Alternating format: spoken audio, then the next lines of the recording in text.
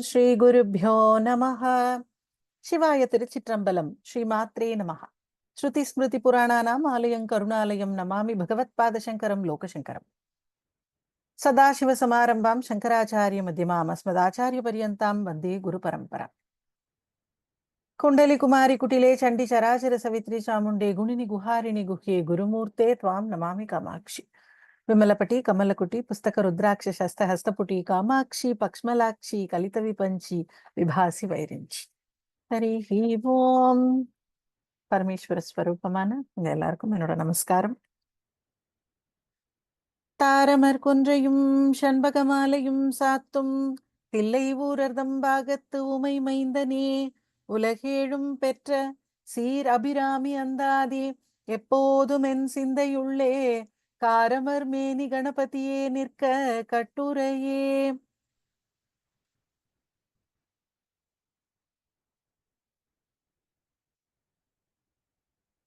போன செஷன்ல உடைத்தனை வஞ்சப்பிறவியை அந்த பாடலும், சொல்லும் பொருளும் என நடமாடும் துணைவருடன் புல்லும் பரிமளப் பூங்கொடியே, அதுவும் சித்தியும் சித்தி தரும் தெய்வமாகி திகழும் பராசக்தியும், இந்த 3 பாடலையும் பார்த்தோம்.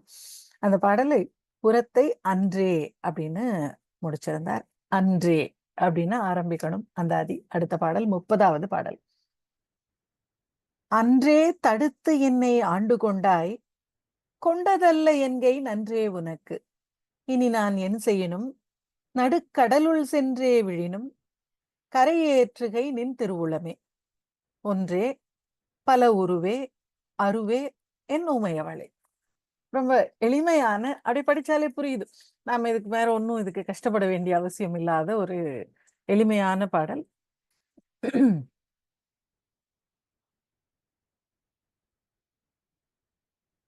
அன்றே தடுத்து என்னை ஆண்டு கொண்டனை அப்படிங்கிறத இங்க ரெஜிஸ்டர் பண்றார்.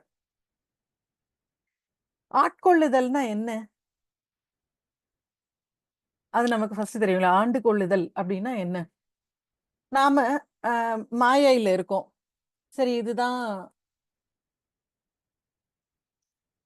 நிலையானது, இந்த செல்வங்கள் தான் உண்மை, இதன் பின்னாடிதான் போகணும் அப்படிங்கிற எண்ணத்தோட நாம ஏதோ ஒரு வழியில பயணம் பண்ணிட்டு இருக்கோம். ஆனா உண்மையில அது கிடையாது. நாம இந்த பிறவி எடுத்ததற்கு உண்டான நோக்கம் அது கிடையாது. நோக்கம் புரியாம நாம வேற ஏதோ பண்ணிட்டு இருக்கோம்.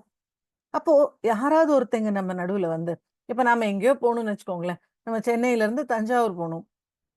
சென்னையில இருந்து டுவர்ட்ஸ் சவுத் போற ட்ரெயின்லயோ பஸ்லயோ ஏறினா தானே போக முடியும். நம்ம அதை விட்டுட்டு ஆப்போசிட் டைரக்ஷன்ல போறோம். இல்ல பாதி வழியில போய் வேற ரூட் மாறுறோம். அப்ப யாராவது ஒருத்தங்க நம்ம கிட்ட, அச்சிச்சோ தஞ்சாவூர் இப்படி போக கூடாது, இந்த பக்கம் போகணும் அப்படின்னு சொன்னாங்கன்னா டக்குன்னு நாம மாத்திக்கலாம். இல்ல யாராவது வந்து, இங்க வாங்க, தப்பு தப்பா போகாதீங்க, நான் கூட்டு போறேன் வாங்க, தஞ்சாவூர் தானே போகணும் அப்படின்னு யாராவது கூட கூட்டிட்டு போயிட்டாங்கன்னு வச்சுக்கோங்க, ரொம்ப வசதி. அப்படி நடுவுல நாம எங்கேயோ வழி தவற போற நேரத்துல யாராவது வந்து, நான் சொல்றேன் வா, உனக்கு என்ன செய்யணும்னு நான் சொல்றேன். நமக்கு எப்பவுமே இருக்கக்கூடிய கவலை என்ன வாழ்க்கையில? அடுத்து என்ன செய்யறது? அதுதானே. அடுத்த வாழ்க்கையில பெரிய கவலையே என்னன்னா, அப்புறம் என்ன செய்யணும் இப்போ? கஷ்டம் வந்துருச்சு. இப்ப என்ன செய்யணும் அதுக்கு? ரொம்ப சந்தோஷமா இருக்கும். அந்த சந்தோஷம் எப்பவுமே இருக்கணும்னு ஆசையா இருக்கு. அதுக்கு என்ன செய்யணும்? சரி, ஒண்ணும் இல்ல. ஏதோ பாட்டுக்கு லைஃப் சந்தோஷமும் இல்ல, கஷ்டமும் இல்ல. ஏதோ ஏன் சும்மா போனோமா, வந்தோமான்னு நார்மலா போயிட்டு இருக்கு. அப்ப என்ன செய்யணும்? அது தெரியாது நமக்கு. அடுத்து என்ன செய்யணும் அப்படிங்கிறது நமக்கு தெரியாது. நமக்கு ஒரு சில நேரங்கள்ல ஒரு முக்கியமான முடிவுகள் எடுக்க வேண்டி வர்றபோது பார்த்தீங்கன்னா, ஆ என்ன முடிவு எடுக்கிறது? இது செய்யலாமா? வேண்டாமா? அப்படின்னு ஒரு குழப்பம் வர்றப்போ, பொதுவா நெறைய பேர் பார்த்தீங்கன்னா, சீட்டு எழுதி சுவாமி கிட்ட போட்டு எடுப்பாங்க. அது என்ன பழக்கம்னா, சுவாமியே முடிவு பண்ணட்டும் அப்படிங்கிற எண்ணம். சுவாமியே முடிவு பண்ணட்டும்னா, கரெக்ட்டா சுவாமி சீட் எடுத்து குடுக்குமான்னா, அது தெரியாது. அவள் என்ன நெனச்சிருக்காளோ, என்ன நடக்கணும்னு இருக்காளோ, அத நடக்க வைப்பா. ஒருவேளை தப்பான முடிவு எடுக்க வைக்கணும்னு நெனச்சா கூட அதையும் செய்ய வைப்பா. ஏன்னா, அப்ப தப்பான சீட்டு தான் வரும். நம்ம செஞ்சா நல்லதா ஆனா இறைவனை நம்பி நான் இத செய்றேன், எனக்கு இதுதான் கரெக்ட்ன்னு ஆனா நம்ம நாலா பக்கமும் யோசிச்சு, இத நான் செய்றேன், நீ தான் என் கூட இருந்து காப்பாத்தணும்னா, சப்போஸ் நம்ம தப்பான வழியிலேயே போயிருந்தோம்னா கூட எப்படியாவது காப்பாத்திடுவா. சோ அங்க அவளுடைய அனுகிரகம்ங்கிறது அப்படிப்பட்டது. ஆட்கொள்ளுதல்னா நமக்கு யாரோட ஞாபகம் வரும்? சுந்தரமூர்த்தி நாயனார். அவர் பாட்டுக்கு வந்து ஒரு சாதாரண வீட்ல பொறந்தாரு. ஆனா, ஒரு ராஜா ரோட்ல நடந்து போறப்போ, இவ்ளோ அழகான குழந்தைய பார்த்தா அவர் நிஜமா ரொம்ப அழகா இருப்பாராம். சுந்தரர்ன்னு அதனால தான் அவருக்கு பேரு. அவ்ளோ அழகா இருக்கக்கூடியவர அந்த குழந்தைய பார்த்தோனே அந்த ராஜாவுக்கு ரொம்ப ஆசை. "நான் கொண்டு போய் வளர்க்கவா இந்த குழந்தைய?" அப்படின்னு கேட்டு கொண்டு போய் ராஜா வீட்ல வளர்றாரு. அதனால நல்லா முன்னாடியே குழந்தை ரொம்ப அழகான குழந்தை. அங்க போய் நல்லா எல்லா செல்வங்களத்தோட, நல்ல வசதியோட, லக்ஸரியோட வளருது.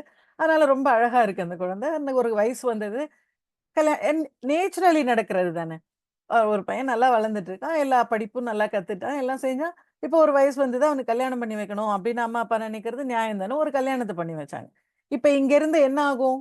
இதுவரைக்கும் நார்மலா வந்துட்டு இருக்கிற லைஃப, இப்ப கல்யாணம்னு ஆன உடனே இப்ப சம்சாரத்துக்குள்ள ஈடுபடுறாங்க. சம்சாரத்துக்குள்ள ஈடுபட்டுட்டா, அவர் எதுக்காக இங்க வந்து பொறந்திருக்காரோ அந்த வேலை நடக்காது. உடனே என்ன பண்ணார்? வந்து ஆட்கொண்டார். கிழவனாக வந்து, "நீ எனக்கு அடிமைன்னு 3 தலைமுறை முன்னாடியே எழுதி குடுத்துட்டாங்க. அதனால நீ எனக்கு அடிமை" அப்படின்னு சொல்றாரு. அப்படியெல்லாம் எங்க அடிமையெல்லாம் யாரும் கிடையாது. எங்க தாத்தாலாம் யாருக்கும் எழுதி குடுக்கல. நான் யாருக்கும் அடிமை கிடையாதுன்னு சொல்றாரு. நான் யாருக்கும் அடிமை கிடையாது அப்படின்னு அவரு சாதிக்கிறார் சுந்தரர். "இல்ல நீ எனக்கு அடிமை என்கிட்ட ஓலை இருக்கு" அப்படின்னு சொல்றாரு. கூட்டு போய் ஓலையும் காமிக்கிறாரு அவருடைய ஊருக்கு காமிச்சு. ஆமாம். இந்த பரம்பரையே உனக்கு அடிமை அப்படின்னு இந்த பரம்பரை மட்டுமா? எல்லா பரம்பரையும் அவனுக்கு தான் அடிமை. ஆனா, நான் அடிமை இல்ல அப்படின்னு இவர் சாதிக்கிறார். இப்ப ஓலைய காமிச்ச உடனே உண்மை. ஒப்புக்க வேண்டியதா போயிடுச்சு. நான் அவர் எங்க போனாரோ, அவர் பின்னாடியே வேண்டியதா போச்சு. அவர் திடீர்னு மறைஞ்சு போயிட்டார். அப்போ இவருக்கு தெரியுது. ஈஸ்வரன் வந்து நம்மள ஆட்கொண்டிருக்கார் அப்படின்னு. அப்ப ஆண்டு கொண்ட அவர் வந்து, "நான் உன்ன ஆட்கொண்டேன்" அப்படின்னு சொல்றாரு. சுந்தரர், "இல்ல, நான் உனக்கு அடிமை இல்ல" அப்படின்னு சொல்றாரு. இங்க அபிராம பட்டர் அதுக்கு ஆப்போசிட்டா ஒண்ணு எடுக்குறாரு. இவரு அடிமை.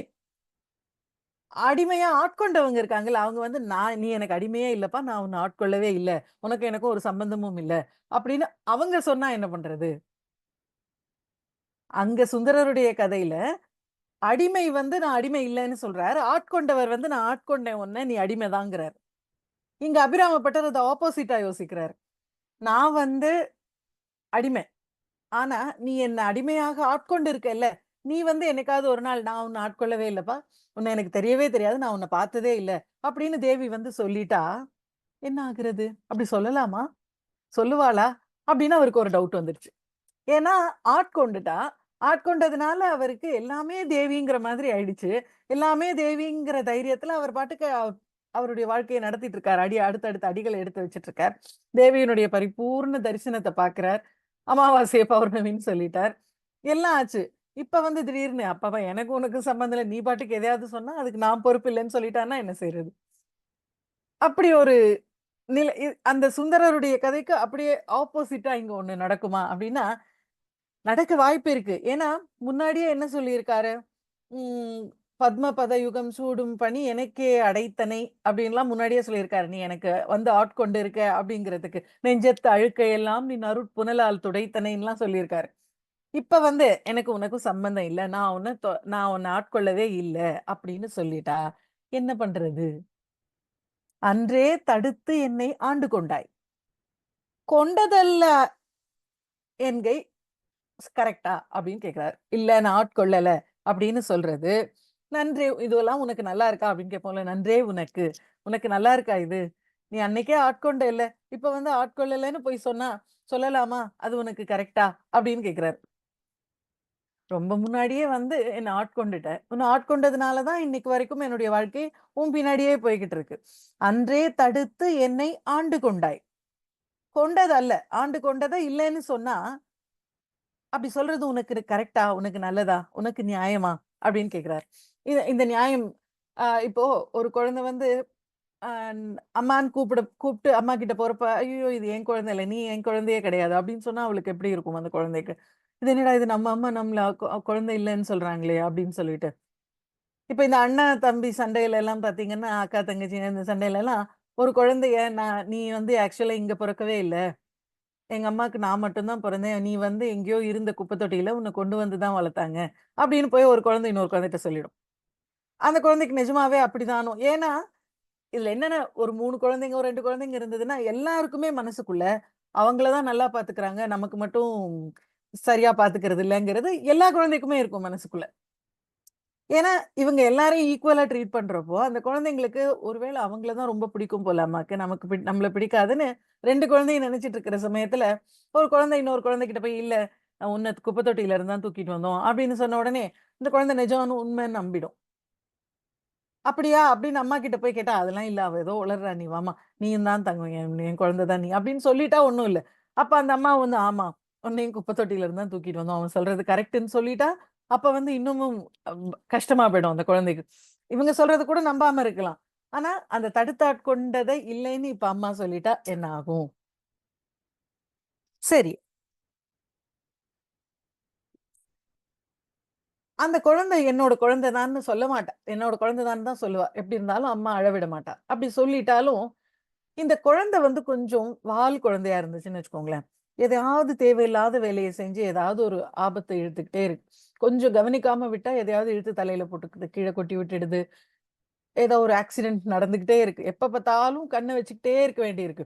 இந்த பூமியில பொறந்த அம்மாங்களுக்கு, எப்ப பார்த்தாலும் அந்த குழந்தைய கண்லயே பார்த்துக்கிட்டே இருக்க வேண்டியிருக்கு. ஒரு செகண்ட் ஏமாந்துட்டா, எதையாவது இழுத்து கொட்டிடுது. அப்படி ஒரு செகண்ட் ஏமாறுறதுங்கிறது, இங்க இருக்கக்கூடிய அம்மாக்களுக்கு வாய்ப்பு இருக்கு. எப்பவுமே அலர்ட்டா இருக்க முடியாது. ஏதோ ஒரு கொஞ்சம் ஏமாந்தா அதுக்குள்ள எல்லாத்தையும் எடுத்து கொட்டிட்டான் அப்படின்னு சொல்லுவாங்க. எப்படி கொஞ்சம் ஏமாந்தாங்க? அவங்களுக்கு எப்பவுமே அப்படி கான்ஷியஸா அப்படி பார்த்துக்கிட்டே இருக்க முடியாது இல்லையா? அலர்ட்டா அப்படி இருக்காங்க. ஆனா அந்த அம்மாவோட வேலை என்ன அப்படின்னா, அவள் எல்லா இடத்திலயும் இருக்கக்கூடியவள். அவள் இல்லாத இடம் கிடையாது. ஒரு அசைவு, ஒரு எண்ணம் கூட அவளுக்கு தெரியாம நம்மளால பண்ண முடியாது. நாம என்ன செய்யறதுன்னு இல்ல. நெனச்சா கூட அவளுக்கு தெரிஞ்சு போயிடும். இவங்க என்ன நினைக்கிறாங்க அப்படிங்கிறது அவளுக்கு தெரிஞ்சு போயிடும். அப்போ ஒரு எண்ணத்தை கூட அவள்கிட்ட இருந்து தப்பிக்க முடியாது. அப்படி எல்லாரையும் பார்த்துட்டு இருக்கா. எப்பவுமே எல்லாத்தையும் கவனிச்சுட்டு இருக்கக்கூடிய அம்மா இருக்கா. அப்படி இருக்கிறப்போ, நான் என்ன வேணா பண்ணுவேன். நீ என்ன ஆட்கொண்டுட்ட. இனிமே உன்னோட பொறுப்பு என்ன பார்த்துக்கிறது. அதனால நான் ஜாக்கிரதையா நடக்கணும்னு இல்ல. நான் தடதடன்னு போவேன். காப்பாத்த வேண்டியது உன் பொறுப்பு. ஏன்னா நீ ஆட்கொண்டுட்டல்ல.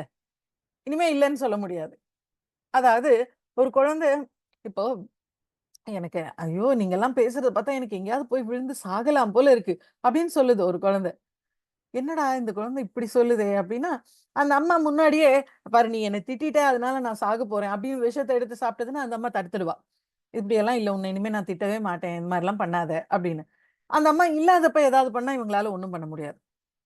ஆனா இந்த குழந்தை என்ன கேட்குது அம்மா கிட்டனா, நீ என்ன ஆட்கொண்டுட்ட. இனிமே அத இல்லன்னு சொல்ல முடியாது. அதனால நானா வலிய நடந்து போய் எங்கேயாவது கடல்ல விழுந்தேன்னா கூட, நீ தான் காப்பாத்தணும். தெரியாம ஆக்சிடென்ட்டா நடக்கிறதெல்லாம் இல்ல. நானே போய் கடல்ல போய் நான் விழுந்துட்டேன்னா, வேணும்னே நடந்து போய் நான் கடல்ல முழுகிட்டேன்னா கூட, உன்னோட பொறுப்பு நீ தான் என்ன காப்பாத்தணும். ஏன்னா, நீ என்ன ஆண்டு கொண்டு இருக்க. அத இல்லன்னு சொல்லவே முடியாது. அப்ப இனிமே பொறுப்பெல்லாம் உன்னோடது இல்லையா? அதனால நடுக்கடலில் சென்றே விழினும் கரையேற்றுகை நின் திருவுளமே. நீ தான் அத செஞ்சு ஆகணும். நான் ஜெனரலா நம்ம பண்றது தானே. என்னதான் உங்களுக்கு யாருக்கும் பிடிக்காதுல்ல. நான் எப்படி போனா உங்களுக்கெல்லாம் என்ன? அப்படின்னு சொல்லிட்டு ஒரு குழந்தை போயிடுச்சுன்னு வச்சுக்கோங்க. அம்மாவால எப்படி சரி எப்படி வேணா போ, சரி போ அப்படின்னு விட்டுற முடியுமா? விட முடியாது. இந்த அம்மாவும் அதே மாதிரி தான். இனி நான் என் செய்யினும். அதாவது நாம ஒவ்வொரு வகுப்பிலயும் பார்க்கிறப்போ என்ன பார்க்கிறோம்? ஒரு காரியத்தை செய்ய ஆரம்பிக்கிறதுக்கு முன்னாடி இறைவன்கிட்ட அனுக்கிரகத்தை கேட்டுக்கிட்டு தான் ஆரம்பிக்கணும். எந்த ஒரு காரியம் செய்யறதாக இருந்தாலும். ஆரம்பிக்கிறப்போ, காலையில நாம ஒரு ஒரு ஒரு அடுத்த படிக்கு போறோம். நான் நான் இதுவரைக்கும் உங்ககிட்ட என்ன சொல்லிட்டு இருக்கேன், காலையில எழுந்து அம்மா கிட்ட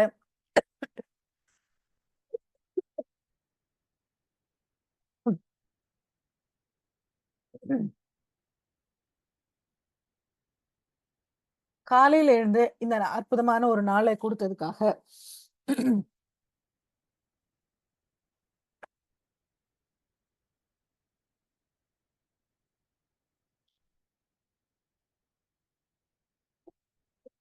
நன்றி சொல்லி ஆரம்பிக்கணும் ஒரு நாளு.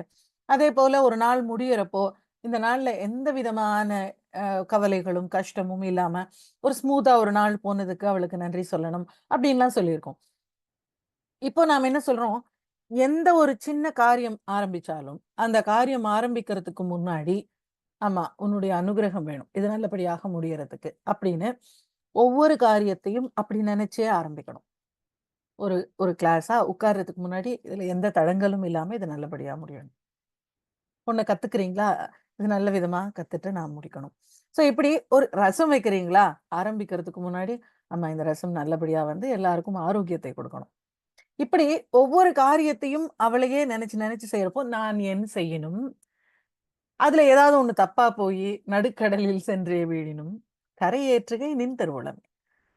அப்படி அவள நெனச்சு நாம ஒரு காரியத்தை செஞ்சா, அது சப்போஸ் தப்பா போக வேண்டிய காரியமாக இருந்தா கூட, அவள் காப்பாத்திடுவா. அததான் இங்க ஒரு ஒரு அது ஒரு உறுதிமொழியாக கொடுக்கிறார். "இனி நான் என் செய்யினும், நடுக்கடலுள் சென்றே விழினும், கரையேற்றுகை நின் திருவுளமே." அவளுக்கு தெரியாம நமக்கு ஒரு நல்லதோ, கெட்டதோ நடக்காது. இந்த பூமியில இருக்கக்கூடிய இந்த உடம்புக்கான தாய் மாதிரி கிடையாது. அவள் இந்த உலகத்துக்கு, இந்த பிரபஞ்சத்துக்கே தாயாக இருக்கக்கூடியவள். அவள் கண்ல மறைஞ்சு இங்க எதுவுமே நடக்காது. அதனால எதுவா இருந்தாலும் அவளால முடியும். எங்க இருந்தும் வெளியில கொண்டு வரதுக்கு அவளால முடியும். அதனால அப்படி சொல்றார். "கரையேற்றுகை நின் திருவுளமே." இதுக்கப்புறம் "ஒன்றே, பல உருவே, அருவே" அப்படின்னு 3 விதமாக கூப்பிடுறார்.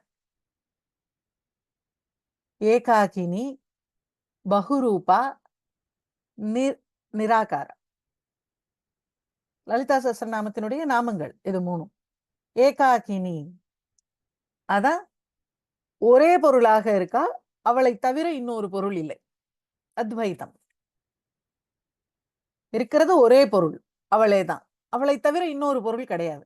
அப்ப இங்க இருக்கிற எல்லாமே அவள் தான். அவள் தான் இங்க எல்லாமாகவும் விரிஞ்சிருக்கா. ஒன்றாயிருந்து பலவாய் விரிந்துன்னு முன்னாடியே சொல்லிட்டார். சோ அந்த மாதிரி இருக்கக்கூடியவள். சோ ஏகாகினியாக இருக்கக்கூடிய ஒருத்தி. அதனால ஒன்றே அப்படின்னு கூப்பிடுறார். பகுரூபான்னு ஒரு நாமம் இருக்கு லலிதா சஹஸ்ரநாமத்துல. பல ரூபங்கள் எடுக்கக்கூடியவள். அவள் ஒருத்தி, ஆனா பல ரூபங்கள் எடுக்கக்கூடியவள். அதே போல அருவாக இருக்கக்கூடியவள். அதாவது ரூபம் இல்லாமலும் இருக்கக்கூடியவள். அவளுக்கு உருவம் கிடையாது. நம்ம நெறைய இடத்துல சொல்லியிருக்கோம். அவள் ஆணும் அல்ல, பெண்ணும் அல்ல. அவள் எந்த ரூபமும் இல்ல. ஆனா நம்ம என்ன ரூபத்தில் வழிபடுறோமோ, நமக்கு என்ன ரூபத்தில் வேணுமோ, அந்த ரூபத்தில் நமக்கு காட்சி கொடுப்பா. அப்படின்னு நம்ம சொல்லியிருக்கோம். சோ நமக்கு என்ன நீங்க காமாட்சியாவே நெனச்சு, நெனச்சு, நெனச்சு தியானத்திலே இருந்தீங்கன்னா, உங்களுக்கு காமாட்சியாக வரா.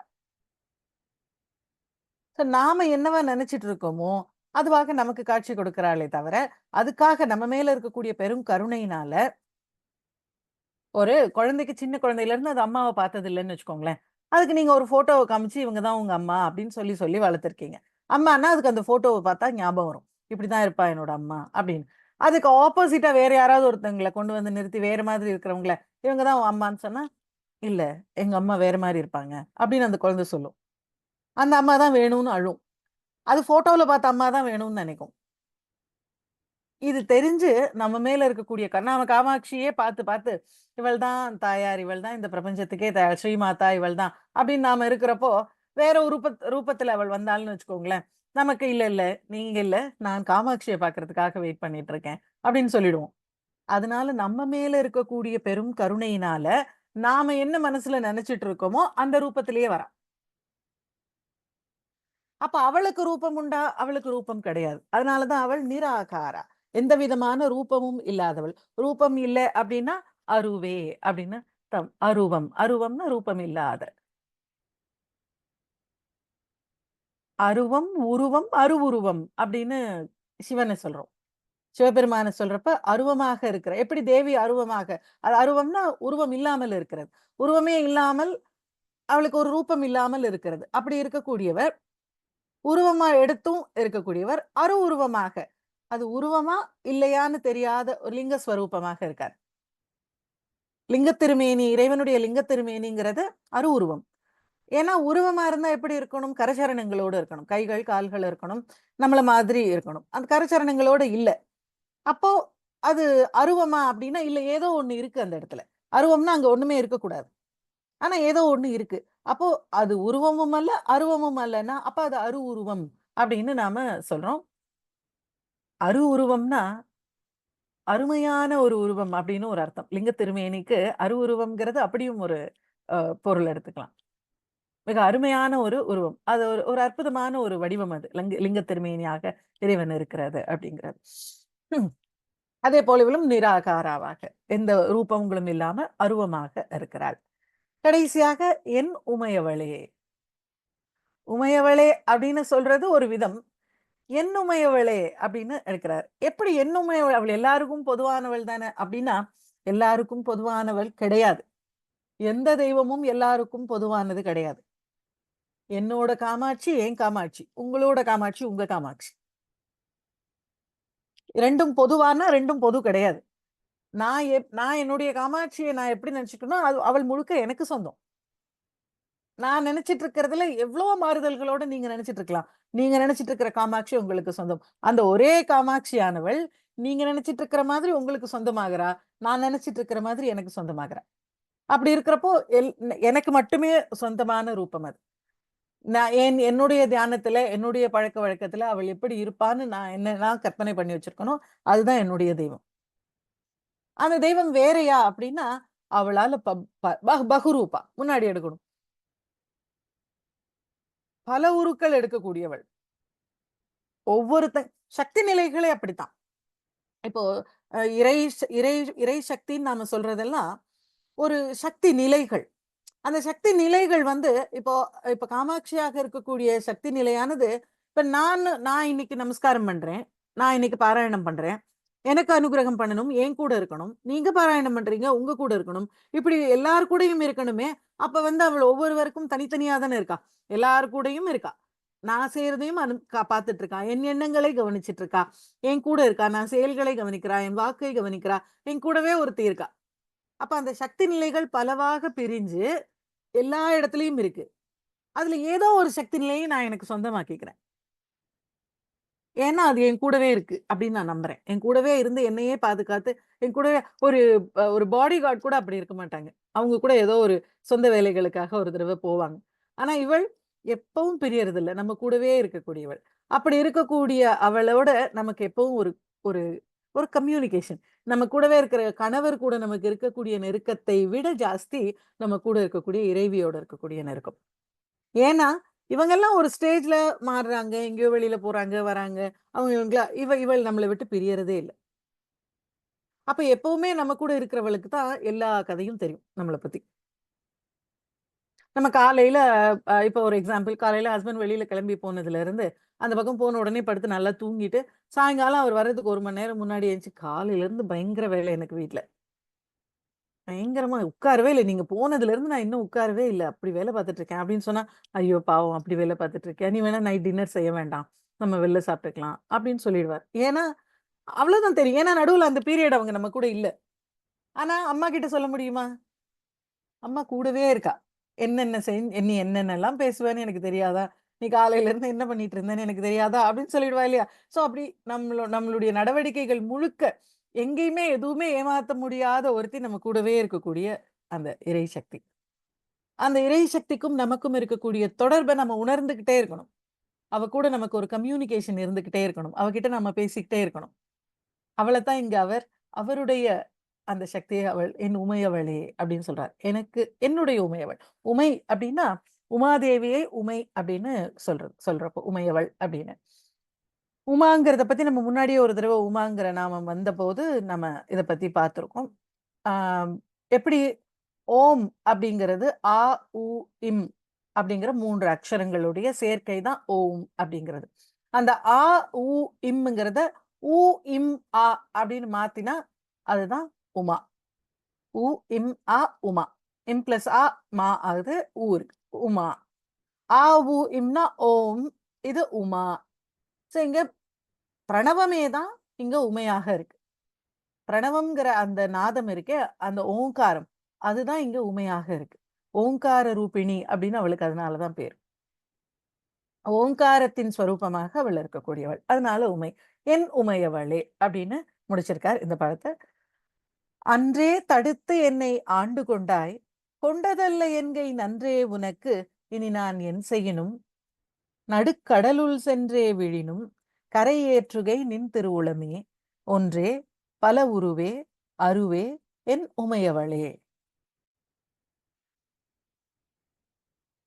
தொடர்ந்து துன்பங்கள் வந்துட்டே இருக்கு அப்படின்னா, அப்படிப்பட்ட துன்பங்கள் வாழ்க்கையில தீர்றதுக்கு இந்த பாடலை படிக்கணும். ஏன்னா, எவ்வளவு பெரிய துன்பத்துல இருந்தாலும் நீ தான் என்ன காப்பாத்தணும் அப்படின்னு வரக்கூடிய பாடல் இல்லையா? நடுக்கடலுள் சென்றே விழினும் கரையேற்றுகை நின் திருவுளமே. அதே போல உனக்கு நான் இனி என் செய்யணும் அப்படின்னு நான் என்ன செஞ்சாலும் சரி, கடல்லயே விழுந்துட்டா கூட நீ தான் வந்து என்ன காப்பாத்தணும். அது உன்னுடைய கடமை அப்படின்னு இருக்கு. அதனால இந்த பாடல் அடுத்தடுத்து துன்பங்கள் நேராமல் இருக்கிறதுக்கு பாராயணம் செய்ய வேண்டிய பாடல். அன்றே தடுத்து எனே அன்றே தடுத்து என்னை ஆண்டு கொண்டாய் கொண்டதல்ல என்கை நன்றே உனக்கு இனி நான் என் செய்யினும் நடுக்கடலுள் சென்றே விழினும் கரை ஏற்றுகை நின் திருவுளமே ஒன்றே பல உருவே அருவே என் உமையவளே. உமையவள் அப்படின்னு முடிச்சிருக்கார். அடுத்த பாடல் உமையவள் அப்படின்னு ஆரம்பிக்கணும். உமை அப்படின்னு ஆரம்பிக்கிறார்.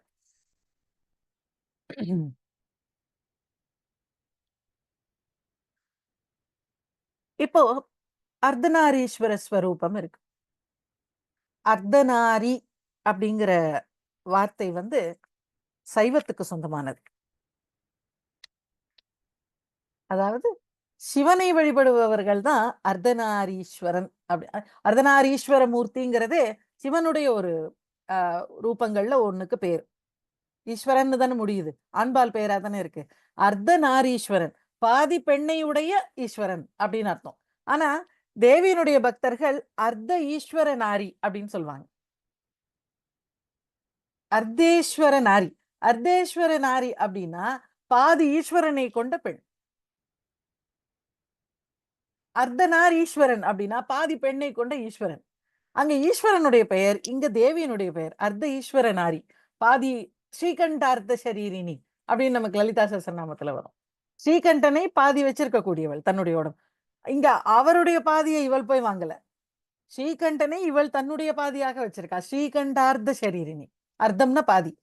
ஸ்ரீகண்ட அர்த்த சரீரினி. பாதி சரீரம் வந்து ஸ்ரீகண்டனை வச்சிருக்கா. ஸ்ரீனா விஷம், ஸ்ரீகண்டன்னா நீலகண்டன். அவனை தன்னுடைய ஒரு பாதியாக வைத்திருக்கக்கூடியவள். அதனால ஸ்ரீகண்ட அர்த்த சரீரினி அப்படின்னு அவளுக்கு ஒரு பெயர் உண்டு. இப்போ ஒரு பாதி பெண்ணாகவும் ஈஸ்வரனாகவும் ஒரு பாதி தேவியாகவும் இருந்தா அங்க தேவி ஈஸ்வரன் ரெண்டு பேரும் இருக்காங்க அப்படிங்கிறதுனால அந்த ரூபத்தை, அந்த அர்த்தநாரீஸ்வரர் அல்ல அர்த்த ஈஸ்வர நாரி அப்படிங்கிற அந்த ஸ்வரூபத்தை நாம ஒருமையில விழிக்கிறதா பன்மையில விழிக்கிறதா அப்படின்னு நமக்கு ஒரு டவுட் வரும் அப்படின்னு அதுல அந்த அபிராமி அந்த அதனுடைய உரையில அவர் இந்த விஷயத்தை ரொம்ப அழகா விளக்கி இருப்பார் கிவாராஜா. அது ஒருமையில விழிக்க முடியுமா பன்மையில விழிக்க முடியுமா அப்படின்னா, ஒருமையில ஈஸ்வரா அப்படின்னு கூப்பிட்டா ஒரு பாதி அவள் இருக்கா. அப்ப ஒரு பாதியை மட்டும் கூப்பிடுற மாதிரி ஆகுமோ அப்படின்னு ஆகுது. தேவின்னு கூப்பிட்டா ஒரு தேவியை மட்டும் கூப்பிடுறோமோ ஈஸ்வரனை விட்டுட்டோமோ அப்படின்னு இருக்கு. அப்ப இவங்களை நீங்க ரெண்டு பேரும் அப்படின்னு சொல்லணுமானா ஒரே உருவமா இருக்காங்க. ஒரு உருவத்தை ப்ளூரல்ல சொல்ல முடியல. அது இலக்கணத்துல தப்பா வருது. சரி, இங்க என்ன பண்றது அப்படின்னா, குமரகுருபரர் எழுதின ஒரு பாடல்ல இந்த வரிகளை அவர் சொல்லியிருக்காராம். ஒருத்தியா இருக்கிறதுனால உன்னை ஒருத்தின்னு சொல்றதா இல்ல ஒருவன்னு சொல்றதா, ரெண்டு பேர் இருக்கிறதுனால பன்மையில சொல்லலாமா அப்படின்னா, தமிழ்ல ஒருவர் அப்படின்னு ஒரு வார்த்தை இருக்கு. அந்த ஒருவர் அப்படிங்கிற வார்த்தைய சிங்குலராவும் யூஸ் பண்ணலாம், ப்ளூரலாவும் யூஸ் பண்ணலாம். ஒருமை பன்மை ரெண்டுக்கும் பொதுவானது ஒருவர் அப்படிங்கிற வார்த்தை. அதனால அந்த ஒரு வார்த்தை நல்ல வேளை இருக்கு, இந்த ரூபத்தை சொல்றதுக்கு நல்ல வேளை அந்த ஒரு வார்த்தை இருக்கு அப்படின்னு ஒரு பாடல். ஒருவனுக்கும் ஒருத்திக்கும் உரு ஒன்றால் அவ்வுருவை இது ஒருத்தன் என்கோ ஒருத்தி என்கோ. குமரகுருபரர் கேட்கிறாரு, அந்த ஒருவனுக்கும் ஒருத்திக்கும் உரு ஒன்றாக இருக்கிறப்போ அவளை ஒருத்தன்னு சொல்றதா ஒருத்தின்னு சொல்றதா? இருவருக்கும் உரித்தாக ஒருவர் என்ற ஒரு இயற்சொல் இலதனின் யான் மற்றன் சொல்கேனே. நல்ல வேளை தமிழ்ல ஒருவர் அப்படின்னு ஒரு வார்த்தை இருக்கு. ரெண்டு பேருக்கும் பொதுவா சொல்லிடலாம். ஒருவன்னு சொல்ல வேணாம், ஒருத்தின்னு சொல்ல வேணாம். அது ஆண்பாலாகவும் இல்லை, பெண்பாலாகவும் இல்லை. அப்ப அத வந்து 2ம் கலந்து இருக்கு.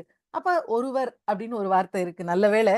அதனால அந்த மூர்த்தியை சொல்லலாம் அப்படின்னு ஒருவர். அந்த மாதிரி இங்க ஒருவர் அப்படின்னு சொல்லக்கூடிய அந்த ரூபத்தை தான் இங்க எடுக்கிறார். அர்த்தநாரீஸ்வர ஸ்வரூபம். பாதி பெண்ணாகவும், பாதி ஆணாகவும் இருக்கக்கூடிய ஸ்வரூபம். இதுதான் நிர்குணமாக இருக்கக்கூடிய நிர்குணம், சகுணம் பத்தி லலிதா சஹஸ்ரநாமத்துல நெறைய பேசிட்டோம். நிர்குண உபாசனை, சகுண உபாசனை. நிர்குணமாக இருக்கல்னா, எந்த ஒரு ரூபமும் இல்லாத அந்த பரம்பொருளை பரம்பொருளாகவே வழிபடுறது. அது ஆணும் அல்ல, பெண்ணும் அல்லன்னு தெரிஞ்சு, அந்த நிர்குணமாக இருக்கக்கூடிய அந்த ஸ்வரூபத்தை, அதுக்கு ஒரு ரூபமே இல்ல. அதை வழிபடுறது நிர்குணம். சகுணம்னா, அது உருவத்தை எடுத்ததுக்கு அப்புறம் இருக்கக்கூடிய ரூபங்களை வழிபடுறது. சிவன்னு சொல்றது, முருகன்னு சொல்றது, கணபதின்னு சொல்றது, தேவின்னு சொல்றது. ஸோ இந்த மாதிரி சகுண உபாசனைக்கு ரூபம் உண்டு. நிர்குண உபாசனைக்கு ரூபம் கிடையாது. ஸோ இங்க எப்பவும் இறைவனுடைய தன்மை வந்து நிர்குணமாக இருக்கிறது. எந்த ரூபமும் இல்லாமல் அப்படியே எல்லாமாகவும் அப்படியே இருக்கிறது. அத ஒரு ரூபத்துக்குள்ள வச்சோம்னா அது சகுனமாகுது. அப்படி முதல்ல நம்ம மேல இருக்கக்கூடிய கருணையினால அவள் இறைவனானவர் முதல்ல எடுத்த ரூபம்ங்கிறது அர்த்தநாரீஸ்வர ரூபம். நிர்குண பிரம்மமானது சகுனமாக ஆகிறப்போ முதல்ல தோன்றிய மூர்த்தி வந்து இந்த அர்த்தநாரீஸ்வர ஸ்வரூபம். அதனாலதான் திருவாசகத்துல பாத்தீங்கன்னா தொன்மை கோலம் அப்படின்னு சொல்லுவார். தொன்மை கோலம் அப்படின்னா ரொம்ப பழைய கோலம். முதல்ல வந்தது. முதல்ல வந்தது எதுன்னா அர்த்தநாரீஸ்வர ஸ்வரூபம். அப்படி இருக்கக்கூடிய அந்த ஒரு ஸ்வரூபத்தை தான் இங்க உமையாக எடுக்கிறார். உமையொரு பாகனும், உமைனா அம்மா, உமையொரு பாகன் ஈஸ்வரன். உமையை ஒரு பாகத்தில் இருக்கக்கூடிய ஈஸ்வரன். 2 பேரும் சேர்ந்து ஏக உருவில் வந்தீங்க. ஏக உருவம்னா ஒரே உருவம். ஒரே உருவமாக வந்து அப்ப என்ன சொல்லிட்டார்? உமையும் இருக்கா, உமையொரு பாகனும் இருக்கார். ஆனா இவங்க தனித்தனியா வரல. 2 பேரும் ஒரே ரூபத்துல வந்துட்டாங்க. ஒரே ரூபத்தில வந்து இங்கு எமையும் தமக்கு அன்பு செய்ய வைத்தார். இங்க எமையும் அப்படின்னு சொல்றப்போ, என்ன கூட நல்ல வேளை என்ன கூட சேர்த்துக்கிட்டாரே! அப்படின்னா, நான் எவ்வளவோ பண்ணியிருக்கேன். என் ஆசைகள்ல உழண்டுட்டு இருந்திருக்கேன். எங்கெங்கேயோ திரிஞ்சுட்டு இருந்திருக்கேன். எவ்வளோ தப்பு பண்ணியிருக்கேன். என்ன கூட அவங்க 2 பேரும் சேர்ந்து வந்தப்ப கருணையோட என்னையும் அவங்க மேல அன்பு காமிக்க வச்சாங்க. அன்பு செய்ய வைத்தார் அப்படின்னு சொல்றார். எமையும் தமக்கு அன்பு செய்ய வைத்தார்.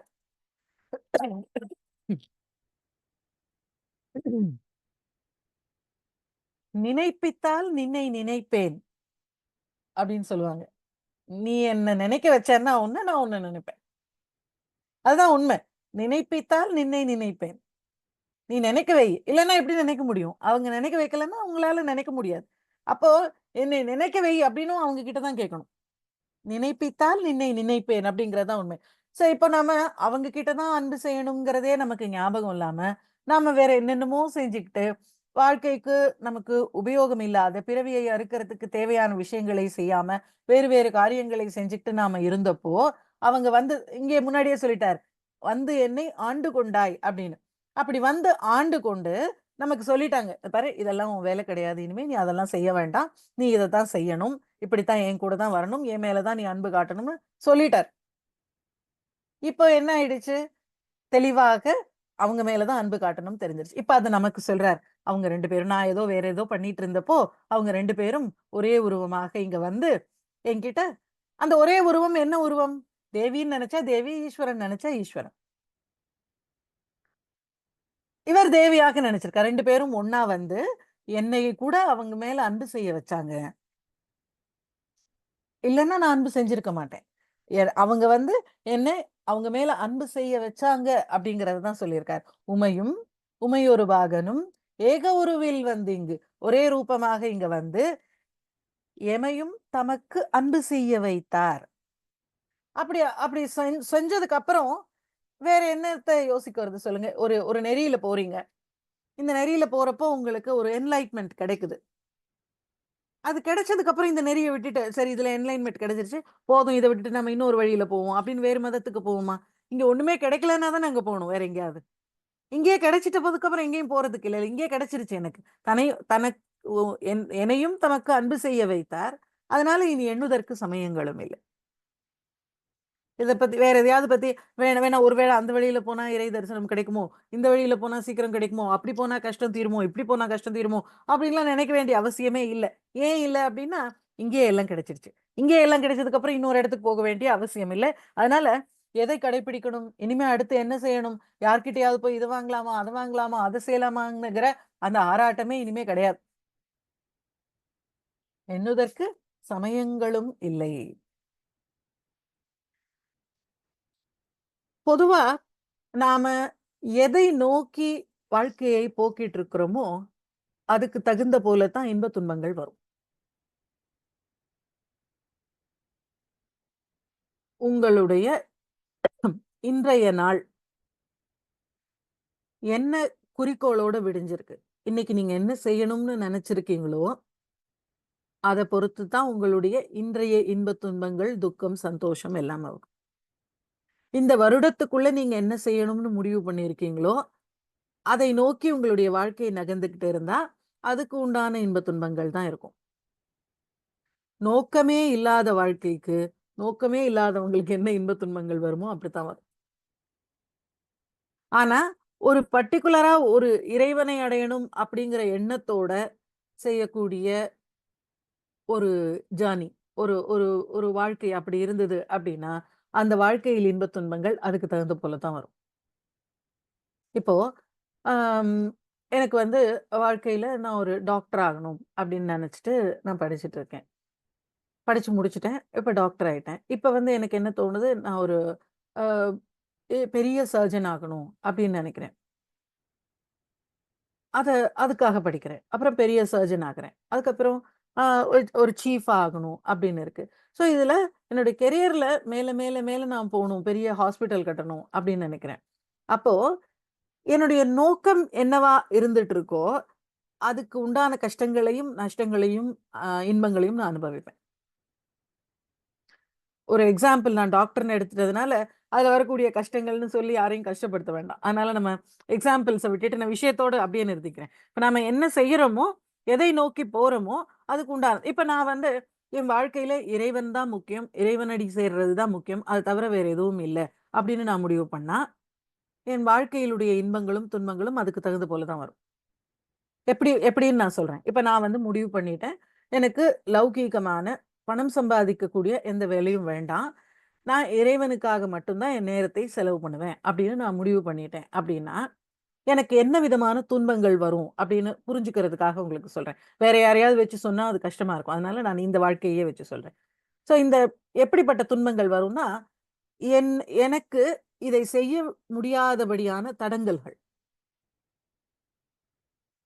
இன்பம் எப்படி வரும்? யாராவது வந்து பரவால்ல நீங்க இவ்ளோ நல்லவங்க இப்படி செய்றீங்க அப்படின்னு சொன்னா, ஒரு ஜில்லுன்னு இருக்குல்ல. மனசுல சந்தோஷப்பட்டுக்கிறோம்ல. அது அந்த மாதிரி சந்தோஷங்கள். துன்பங்கள் எப்படி வரும்?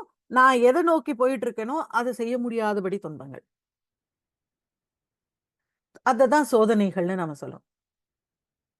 ஏன்னா, நாம திரும்ப திரும்ப அ எவ்வளோ இடைஞ்சல் வந்தாலும், அந்த இடைஞ்சல தாண்டி நாம இந்த காரியத்த செய்யணுங்கிற உறுதி ஏற்படுறப்ப தான், நமக்கு நம்மளுடைய டார்கெட் கிட்ட வரும்.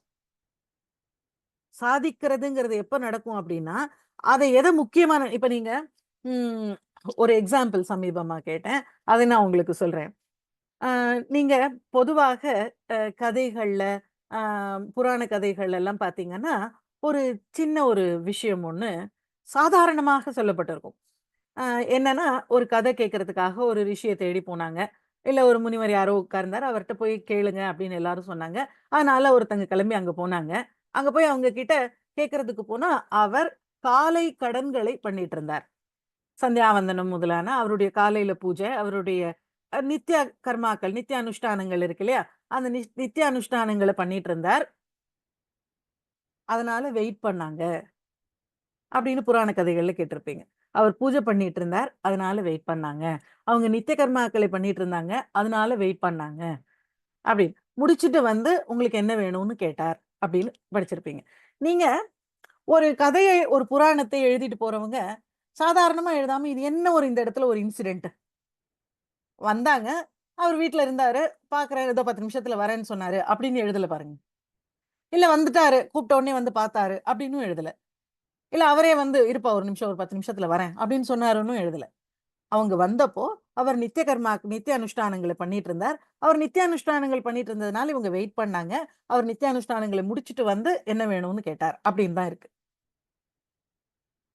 ஏன் இப்படி எழுதியிருக்காங்க எல்லாரும்? அப்படின்னா, எந்த ஒரு காரணத்துக்காகவும், யார் வந்தாலும், யார் போனாலும், என்ன நடந்தாலும், நித்திய அனுஷ்டானங்களை அந்தந்த நேரத்துல செய்யறத நாம நிறுத்தக்கூடாது. கலெக்டரே வந்து நிக்கட்டுமே வாசல்ல. அனுஷ்டானங்களை முடிச்சா தான் என்னன்னு கேட்கணும்.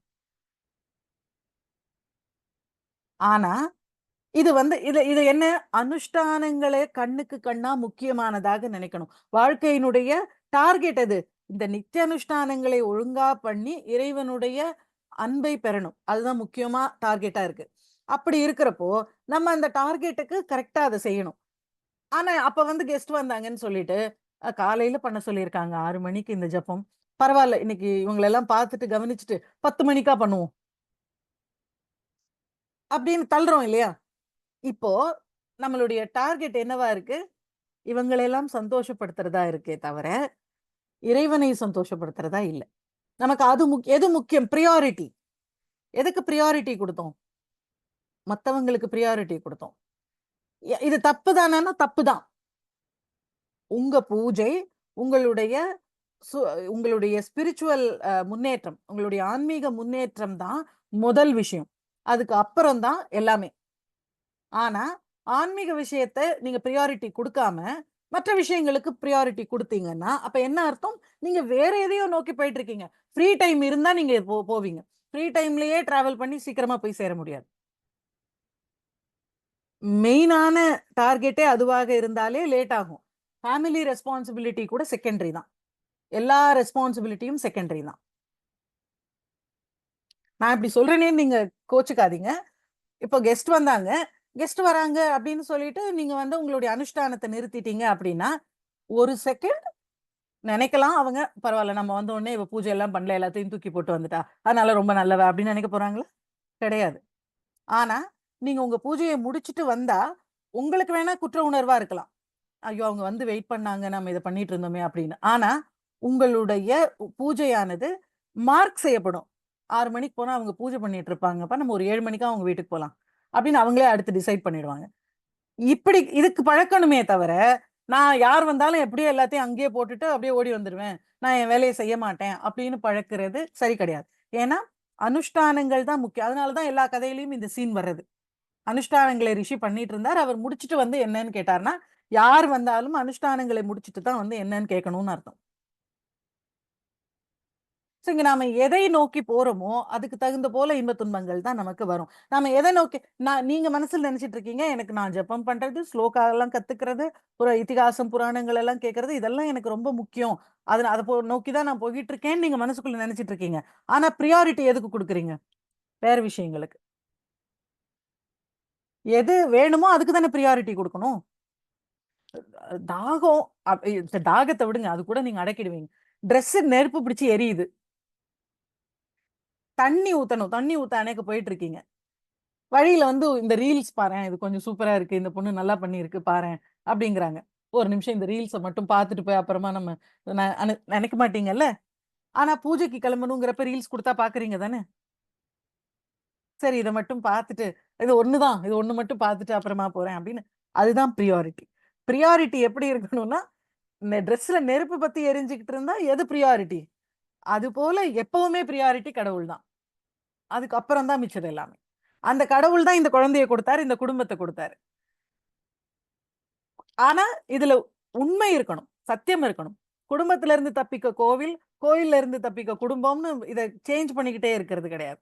அதையும் செய்வோம். ஆனா அதையும் அதுவும் தப்பு. இங்க இருந்து தப்பிக்கிறதுக்காக நான் போய் கண்ண மூடிட்டு உட்கார்ந்துட்டா, தோசை எல்லாம் ஊத்தி முடிக்கட்டும். அப்புறமா கண்ண திறந்துக்கலாம். அப்படின்னு உட்கார்ந்துட்டு இருக்கிறத நான் சொல்லல. சோ இங்க யாரையும் சீட் பண்ணக்கூடாது. உண்மையான பிரையாரிட்டி உங்களுக்கு அதுவா இருந்ததுன்னா, குழந்தைங்கள்ல இருந்து, கணவர்ல இருந்து, வீட்ல இருக்கிறவங்க எல்லாருமே அத அண்டர்ஸ்டாண்ட் பண்ணிப்பாங்க. அவளோட பிரையாரிட்டி அது அப்படிங்கிறத அண்டர்ஸ்டாண்ட் பண்ணிப்பாங்க. சோ இங்க எது ஒரே நெறி அப்படின்னா, பிறவா நிலை அடையணுங்கிறது தான் நமக்கு ஒரே நெறி. ஒரே வழி, ஒரே குறிக்கோள். இனி பிறவா நிலை நிலை அடையணும் அப்படிங்கிறது தான். அந்த லட்சியத்தை நோக்கி நாம போகாம, வேறு வேறு லட்சியங்கள்ல போய்கிட்டு இருந்தோம் அப்படின்னா, திருப்பி பிறவிகள் வந்துகிட்டே இருக்கும். ஆனா, இங்க அவங்க 2 பேருமே நேரா வந்து என்னை ஆண்டு கொண்டுட்டாங்க. அதுக்கப்புறம் இன்னைக்கு எனக்கு யோசிக்கிறதுக்கு வேற மார்க்கங்களும் இல்ல. ஈன்றெடுப்பாள் ஒரு தாயும் இல்லை. இன்னொரு தடவ என்னை பெத்து போடுறதுக்கு ஒரு அம்மா இல்ல. ஏன்னா, எனக்கு இனி பிறவி இல்ல. இங்க பிறவி இல்லன்னு சொல்றப்பவே, இந்த பிறவிக்கு மரணம் உண்டுங்கிறத நமக்கு ஞாபகப்படுத்துறார். அத வச்சுக்கலாம். அத சொல்லவே இல்ல பாருங்க இங்க. அடுத்த பாடல்ல சொல்லுவார். அதனால அத இங்க நிறுத்தி வச்சிருக்காரு. எண்ணுதற்கு சமயங்களும் இல்லை, ஈன்றெடுப்பாள் ஒரு தாயும் இல்லை. எப்போ? அவங்களே நேர்ல வந்து நம்மள ஆண்டு கொண்டுட்டாங்க. அவங்க தான் நம்மளுடைய பிரியாரிட்டியா ஆயிட்டாங்க. அப்ப வேற வழிகள பத்தி நாம யோசிக்கவும் இல்ல. இன்னொரு பிறவி இருக்குங்கிற பயமும் இனி கிடையாது. ஈன்றெடுப்பால் ஒரு தாயும் இல்லை. இனி இந்த தாய் தான் கடைசி. இனிமே நமக்கு இன்னொரு தாய், உடலுக்கான தாய் இன்னொரு தாய் கிடையாது. ஏன்னா, மொத்தமா அவளை தாயாக ஏற்றுட்டாச்சு. அவள் தான் நமக்கு தாயாக இருந்தா, அவள் ஒருத்தி தான் தாய், வேற தாய் கிடையாது. அதனால நமக்கு ஈன்றெடுப்பாள் ஒரு தாயும் இல்லை. அதனால அதுக்கப்புறம் என்ன ஆகும்? அமையும் அமையுறு தோழியர் மேல் வைத்த ஆசையுமே. இந்த இடத்துல ஒரு சின்ன எக்ஸ்பிளனேஷன் வேணும். பிறவிக்கு எது காரணமாக இருக்கிறது அப்படின்னா, நம்மளுடைய ஆசைகள் தான் பிறவிக்கு காரணமாக இருக்கு. அடுத்தடுத்து நமக்கு தோன்றக்கூடிய ஆசைகள். சில ஆசைகள் நிறைவேறுது, சில ஆசைகள் நிறைவேறல. நிறைவேறின ஆசைகளை திரும்ப அனுபவிக்கணும்னு ஆசையா. இப்ப நீங்க ஒரு லட்டு வந்து நான் சிங்கப்பூர்ல செஞ்ச லட்டுன்னு நான் ஒரு லட்டு தரேன் உங்களுக்கு. ஸ்பெஷலா இருக்கும். இது சிங்கப்பூர்லயே செஞ்சது அப்படின்னு. அந்த லட்ட சாப்பிட்ட உடனே உங்களுக்கு ஆசை தீர்ந்து போயிடுமா அப்படின்னா, இன்னொரு தடவ அந்த சிங்கப்பூர்ல செஞ்ச லட்டு சாப்பிட்டா என்ன? அப்படின்னு ஒண்ணு மனசுக்குள்ள இருந்துகிட்டே இருக்கும். ஒரு தடவ சாப்பிட்டேன். ஒரு 4, 5 வருஷம் இருக்கும். ஒரு தடவ சாப்பிட்டுருக்கேன். ஆனா நல்லா இருக்கும் அது. அப்படின்னு இன்னொரு தடவ கிடைச்சா அத அனுபவிக்கணும் அப்படிங்கிற ஒண்ணு இருக்கும். எல்லா அனுபவங்களும், ஆசைகளும் இன்னொரு தடவ அனுபவிக்கணுங்கிற ஆவலை விட்டுட்டு தான் போகுமே தவிர, அப்பா திருப்தி ஆயிடுச்சு. இனிமே வாழ்க்கையில இது 2வது தடவ தேவையில்லன்னு ஒரு ஆசை கூட கிடையாது. அந்த ஒரு ஆசை வந்தா, அந்த ஆசை இன்னொரு ஆசைக்கு தூண்டுதலாக வேணா இருக்கும். இத செஞ்சோம் அதே மாரி அதையும் செஞ்சு பார்க்கணும் அப்படின்னு. ஆனா, ஒரு ஆசை வந்து அத அதோட அடக்கிடுச்சு, திருப்தி ஆயிட்டோம் அப்படின்னு ஒண்ணு இருக்குமான்னா, இருக்காது. இப்படி ஆசைகள் இருக்க இருக்க, பிறவி கண்டிப்பாக இருக்கும். ஆசைகள் தான் பிறவிக்கு காரணமாக இருக்கக்கூடியது. அதனால ஆசைகள் இருக்க இருக்க பிறவி இருக்கும். இதுல இருக்கிறதுலயே ரொம்ப அதிகமான அ அ குறைக்கவே முடியாத ஆசை எது அப்படின்னா, ஆண்களுக்கு பெண்கள் மேலயும், பெண்களுக்கு ஆண்கள் மேலயும் இருக்கக்கூடிய அந்த கவர்ச்சி. அந்த கவர்ச்சி இறைவனால வைக்கப்பட்டிருக்கு. இந்த இனம் பெருக்கம் அடையணும், நெறைய பேருக்கு உடல் கிடைக்கணும், நெறைய பேர் மனித உடல் எடுத்து, இங்க வந்து இன்ப துன்பங்களை அனுபவிச்சு, கர்மாக்களை செலவு பண்ணணும் அப்படின்னா, குழந்தைகள் பிறக்கணும். அதனால இந்த ஈடுபாடு, இந்த கவர்ச்சிங்கிறது இறைவனால நமக்கு மாயையோட சேர்த்து கொடுக்கப்பட்டிருக்கு. அப்படி கொடுக்கப்பட்டு இருக்கிறதுனால, இதிலிருந்து வெளில வர்றது ரொம்ப கஷ்டம்.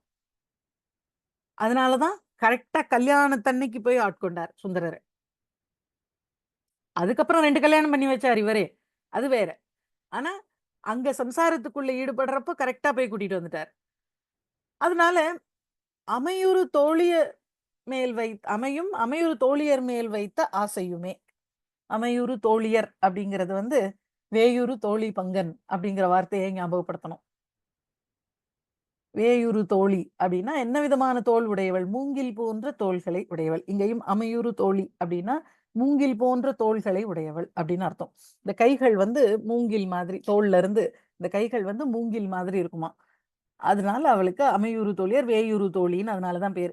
வேயுறு தோழி அங்க ஆரம்பிக்கிறப்பவே எங்க அம்மா தான் பாருங்க. நாம என்ன நெனச்சுட்டு இருக்கோம்? தேவாரம் அது. அதனால இறைவன் மேல தான் பாடப்பட்டிருக்கணும். வேயுறு தோழி பங்கன். அங்க இவள கூப்பிட்டா தான் அங்க அனுக்கிரகமே கிடைக்கும். அதனால வேயுறு தோழி இருக்காளே, மூங்கில் போன்ற தோள்களை உடையவள். அவளை ஒரு பாகம் வச்சிருக்கானே, அவன் அப்படின்னு தான் ஆரம்பிக்கிறார். வேயுறு தோழி பங்கன். விடமுண்ட கண்டன். கோளறு பதிகத்துல. அநேகமா அபிராமி அந்தாதி முடிஞ்சா கோளறு பதிகம் தான்னு நெனைக்கிறேன். இப்பதான் 30 ஆயிருக்கு. இன்னும் 2 மடங்கு இருக்கு பாப்போம். அமையுறு தோழியர் மேல் வைத்த ஆசை. அதாவது பெண்கள் மேலயும், ஆண்கள் மேலயும் பரஸ்பரம் இருக்கக்கூடிய அந்த கவர்ச்சி. அந்த கவர்ச்சி தான் சம்சாரத்துக்கு காரணமாக இருக்கிறதுனால, அந்த ஆசையும் அமையும். அமையும்னா இல்லாம போயிடும். அடங்கிடும் அப்படின்னு அர்த்தம். அந்த பெண் ஆசை தான் இருக்கிறதுலயே தவிர்க்க முடியாத ஆசையாக இருந்தாலும், அந்த ஆசை கூட அடங்கிடும். எப்போ? இவங்க 2 பேரும் நேர்ல வந்து, இவங்களே ஆட்கொண்டு, எனக்கு வேற எந்த மார்க்கமும் தேவையில்லை அப்படிங்கிற நிலைக்கு இருந்து, இனி இது இருந்தா தான் இனி ஈன்றெடுப்பாள் ஒரு தாயும் இல்லை. எப்போ? இங்க அமையும் அமையுறு தோழியர் மேல் வைத்த ஆசையுமே. அந்த அமையுறு தோழியர் மேல் இருக்கக்கூடிய ஆசையும் போயிடுச்சு அப்படின்னா, இனி ஈன்றெடுப்பாள் ஒரு தாயும் இல்லை. அவங்க 2 பேரும் நேர்ல வந்து ஆண்டு கொண்டாங்க அப்படின்னா, இனி எண்ணுதற்கு சமயம் வேறு சமயங்கள் இல்லை. 2 இல்லை சொல்லியிருக்காரு இந்த பாட்டுல. ஒரு பாதி சொல்லி ஒரு இல்லை. இன்னொரு இல்லைய சொல்லி அடுத்த பாதி சொல்லியிருக்காரு. ஸோ இந்த முதல் பாதி அ அவங்க 2 பேரும் உமையும், உமையொரு பாகனும் ஏக உருவில் வந்திங்கு இமையும் தமக்கு அன்பு செய்ய வைத்தார். அதனால இனி எண்ணுதற்கு சமயங்களும் இல்லை. அமையும் அமையுறு தோழியர் மேல் வைத்த ஆசையுமே. அதனால இனி ஈன்றெடுப்பாள் ஒரு தாயும் இல்லை. ஸோ அதுக்கு இங்க, இதுக்கு இங்க. இப்படி எடுக்கணும் அந்த பாட்ட. ஸோ இனி ஆசைகள் எல்லாம் அடங்கிட்டதுனால, இனி ஈன்றெடுப்பாள் ஒரு தாய் கிடையாது. இன்னொரு அம்மா எனக்கு கிடையாது. அதாவது பிறவி கிடையாது அப்படின்னு சொல்லக்கூடிய பாடல். உமையும் உமையொரு பாகனும் ஏக உருவில் வந்திங்கு எமையும் தமக்கு அன்பு செய்ய வைத்தார். இனி எண்ணுதற்கு சமயங்களும் இல்லை. ஈன்றெடுப்பாள் ஒரு தாயும் இல்லை. அமையும் அமையுறு தோழியர் மேல் வைத்த ஆசையுமே.